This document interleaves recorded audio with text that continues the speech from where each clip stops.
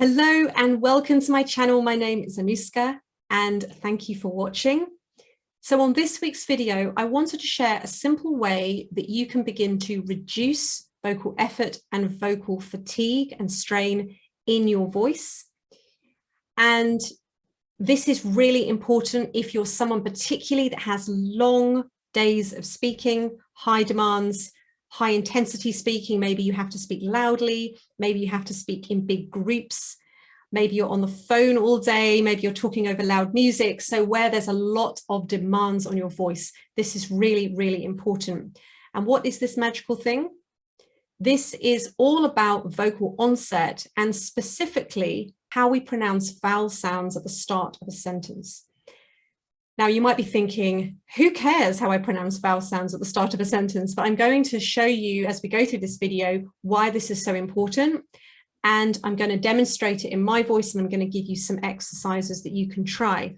Now, of course, if English isn't your first language, you can apply this to whatever your vowel sounds are in your language. But I'm obviously going to be using English vowels to do this video. Now, before we talk about vocal onset, we have to understand phonation, because otherwise it's not really going to make any sense. So phonation is an incredibly complex topic, but I'm going to try and simplify it as best as I can to help you understand, because I think you have to have a little bit of an understanding to get the onset and why it matters. So phonation is simply the vibration of the vocal folds to produce sound waves. And phonation is one of three subsystems in voice production. Often people think of just breathing as the solution to all their problems with speaking or singing, even anything voice related.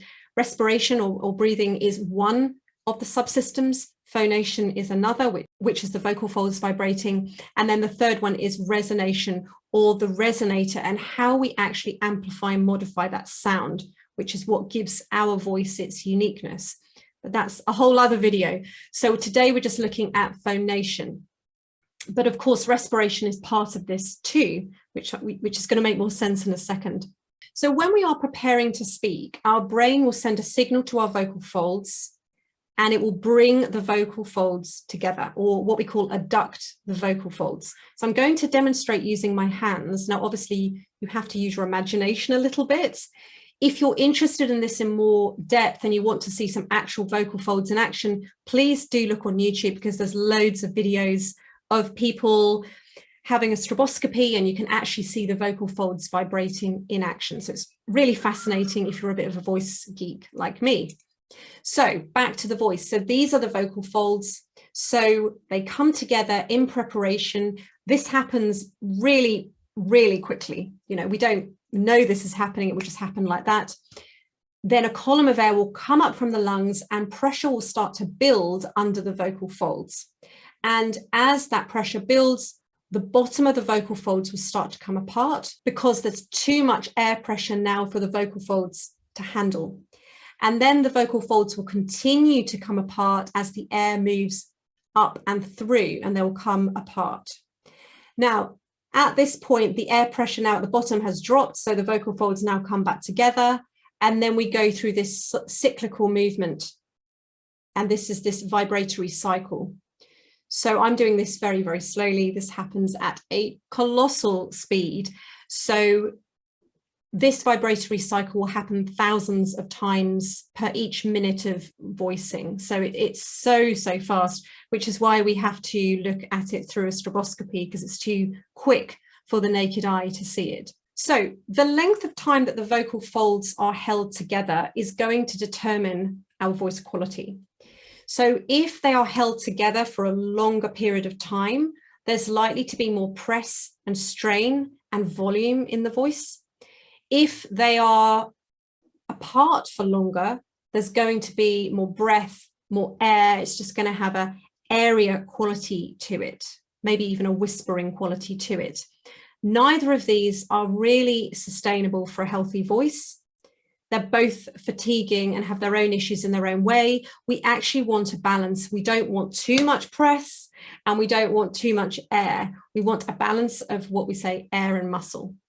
So this is where the onset comes in, because we want to find a balance of this air and muscle, because otherwise it's just really fatiguing for the voice. Whichever direction you go in, eventually it's going to be quite fatiguing. So for a free, clear, powerful, and effortless voice, we want the vocal folds to fully but gently come together. So there's not a kind of over compression, and there's not loads of air being kind of blasted through either. So we want a nice balance, and that's what I'm going to show you in a second with the exercises. And as I said, we can do this by focusing on the vowel at the beginning of a sentence, particularly because that's often where we can either slam into the voice or just let go completely. The first one we're going to look at is that kind of overly pressed voice, which we might call, there's lots of different words for this, but it could be hard onset, pressed phonation, glottal attack, hard attack. So these are all words that basically kind of mean the same thing. And this is where the vocal folds are tightly closed before phonation starts. So it's like and a lot of air pressure, therefore, remembering when I did my really amazing demonstration, remember, when the vocal folds are in this closed phase, the longer they are held together, the more air pressure can build. So now we've got a lot of air pressure building. And then when they come apart, the release is quite abrupt. And this is akin to kind of slamming the vocal folds together. It's quite abusive for the voice. It's fatiguing. And ultimately, if you did this repetitively all the time, it can really cause some injury to your voice. So this can often happen when people are trying to get a lot of volume in their voice and they're trying to really project without any kind of technical knowledge of their voice. Also, another thing that's really important is we can't breathe when the vocal folds are tightly squeezed together. So what we end up doing is holding our breath, and then we end up with a kind of choppy vocal quality to our voice versus a nice, smooth, melodic kind of voice. So let me give you an example, and this is an example that we all do. I think pretty much everyone will have experienced this in some way, shape or form. If you have ever lifted a heavy box, the chances are you went, and that's suppressed onset, and you'll feel it in your throat. It's like and there's a deliberate reason for that. We need that actual subglottal pressure to help us lift, but that's to give you the sense, that's the feeling at the extreme end of what this press phonation feels like and also sounds like, because there's a squeeze in my voice when I do that. Plus it doesn't feel very nice. So that's the first example. Now the other side of the spectrum is the aspirate onset, which you could also call breathy phonation, soft attack, or aspirate onset. So this is where there's a lot of air going through the vocal folds. And the vocal folds only actually start vibrating after there's already been a sort of audible stream of air coming through. So I'll demonstrate this in a second. Now, this can be useful to practice if you're someone that finds that you're on the pressed end of this. This is good. So what we do in voice training is we usually take the person to the opposite extreme. So if the voice is very pressed and squeezed, I'll often take them to the more breathy area end of their voice to find a middle ground, and vice versa. So if you are feeling like you're someone at that end, this could be a useful exercise to practice, just to allow the voice to kind of open a little bit. So an example of this would be if you just did a there's not a lot going on here. There's a lot of air coming through, and it's just all very light and airy and whispery and so that's an example of the aspirate onset. Now, as I said, we're aiming for a balanced onset or an easy onset. Other names for this might be smooth, firm, or modal. So modal is also another word for chest voice. It's probably like lots of worlds out there, the voice worlds, there's lots of words that basically all mean the same thing. So it depends on who you talk to and what teacher's done, what kind of training they do, what books they've read. We all use different words to describe the same thing. So I just give you a few options in case you've watched any other videos and you're like, oh, but they called it modal, and what's modal? So just to give some clarity there. So the balanced onset is what we're really aiming for, which, as I say, is a balance of air and muscle. There's not too much squeeze, which is too much muscle engagement, and there's not too much air blasting through the vocal folds, because neither of which is actually going to give you that clear, powerful, effortless voice, which is what you want if you want to be able to speak all day, every day, expressively, and, you know, project at will and do what you want with your voice. So in balanced onset, the vocal folds come together without compression, and they close almost at the same time as the phonation begins. So it's a very sort of seamless process.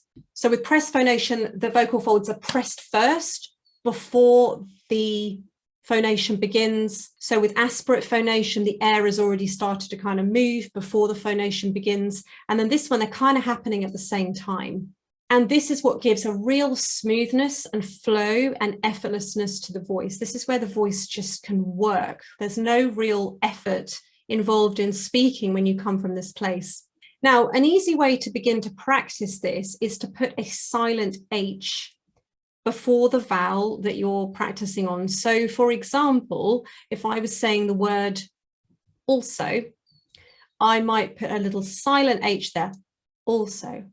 Also. And if I was to demonstrate the three, so if this was a hard onset, it would be also, which feels like I've just like stabbed my vocal folds. If this was an aspirate onset, it would be also, also, also. And then the balanced onset, also, also, also. So there's a nice kind of easiness into it, but we still get that power in the voice, but we're not slamming the vocal folds together and we're not completely letting go. Play around with this exercise just to see where you are. And you can also listen to some recordings and just start to notice, am I someone that tends to press into my vowels, or am I someone that tends to go very airy and light on my vowels? And just start to notice what you do. Also start to notice if you feel any constriction or tension through your throat when you say these words as well. So we're going to take these three words and we're going to practice them on the three different types of onset, just so that you can start to sort of gauge where you are. So the first word is arrow. So if we were to go at the extreme kind of pressed end, it might be arrow, and we're stabbing into it really, it's quite harsh. The other end of the spectrum, the more aspirate, breathy end, might be arrow. And then the middle ground, remember we can put that silent H in there, arrow, arrow, arrow. So there's still some power there, but we're not stabbing into it. Another word you can try would be under. So again, the hard attack, under. So it's like, ugh. And then the breathy kind of aspirate end, under. And then in the middle, under, under. And then finally out, the word out. So again, if we were going in hard attack, out, out. The aspirate, out, out. And then the middle, out, out. So just notice what it feels like when you do the three different versions of this. Notice how it feels, and also do record it and notice the difference in the quality of sound as well. The one will probably sound quite squeezed and quite almost aggressive. The other will sound very kind of airy, breathy and light. And then somewhere in the middle, you get that nice mix of air and muscle, which is essentially what we're doing with the voice. Now, when you feel like you found that with those single words, then you can try and put this into a whole sentence. So I've got a couple of sentences here. So the first one is everyone is interested. So notice that I'm keeping words that all start with vowels because that's how we practice this. So again, you can practice this doing your extremes and then just going into your balanced onset.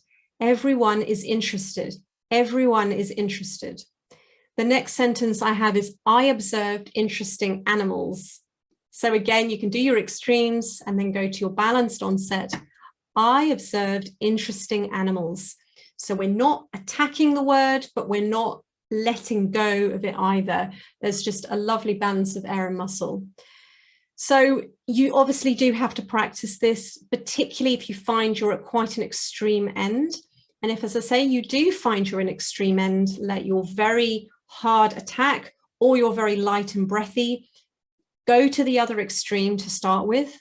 So do the opposite to start with, and then you can start to find that balanced onset. But you may find it quite hard if you are quite if you're someone that kind of attacks words, to just go straight to the balanced onset straight away. So do play around with the different stages of onset.